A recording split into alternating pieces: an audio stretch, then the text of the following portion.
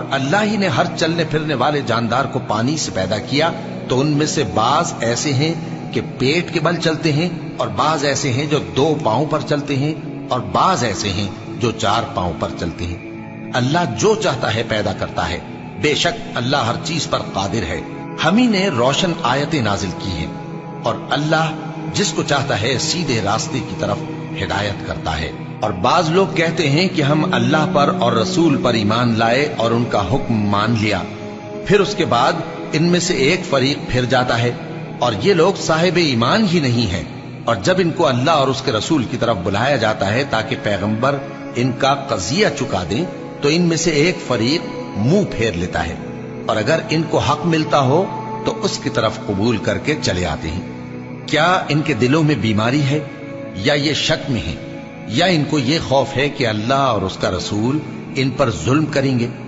نہیں، بلکہ یہ خود ہی ظالم ہے۔ مومنوں کی تو یہ بات ہے کہ جب اللہ اور اس کے رسول کی طرف بلائے جائیں تاکہ وہ ان میں فیصلہ کریں، تو کہیں کہ ہم نے حکم سن لیا اور مان لیا، اور یہی لوگ فلاح پانے والے ہیں۔ اور جو شخص اللہ اور اس کے رسول کی فرما برداری کرے گا اور اس سے ڈرے گا اور اس کا تقوی اختیار کرے گا، تو ایسے ہی لوگ مراد کو پہنچنے والے ہیں۔ اور یہ اللہ کی سخت سخت قسمیں کھاتے ہیں کہ اگر تم ان کو حکم دو تو سب گھروں سے نکل کھڑے ہوں۔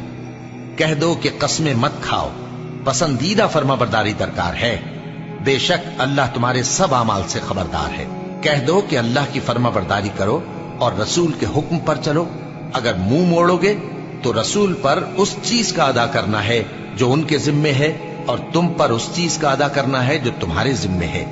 اور اگر تم ان کے فرمان پر چلو گے تو سیدھا رستہ پالو گے، اور رسول کے ذمے تو صاف صاف پہنچا دینا ہے۔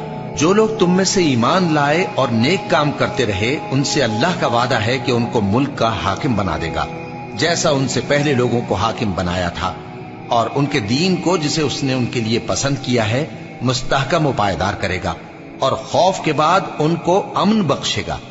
وہ میری عبادت کریں گے اور میرے ساتھ کسی چیز کو شریک نہ بنائیں گے، اور جو اس کے بعد کفر کرے تو ایسے ہی لوگ بد کردار ہیں۔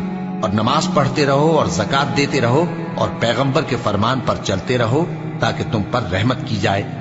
اور ایسا خیال نہ کرنا کہ کافر لوگ ہم کو زمین میں مغلوب کر دیں گے، ان کا ٹھکانہ دوزخ ہے، اور وہ بہت برا ٹھکانہ ہے۔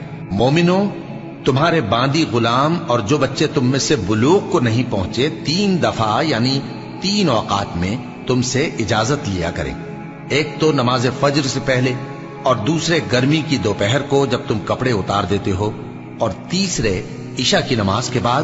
یہ 3 وقت تمہارے پردے کے ہیں، ان کے آگے پیچھے یعنی دوسرے وقتوں میں نہ تم پر کچھ گناہ ہے اور نہ ان پر، کہ کام کاج کے لیے ایک دوسرے کے پاس آتے رہتے ہو۔ اس طرح اللہ اپنی آیتیں کھول کھول کر بیان فرماتا ہے، اور اللہ بڑا علم والا ہے، بڑا حکمت والا ہے۔ اور جب تمہارے لڑکے بالغ ہو جائیں تو ان کو بھی اسی طرح اجازت لینی چاہیے جس طرح ان سے اگلے یعنی بڑے آدمی اجازت حاصل کرتے رہے ہیں۔ اس طرح اللہ تم سے اپنی آیتیں کھول کھول کر بیان فرماتا ہے، اور اللہ جاننے والا ہے، حکمت والا ہے۔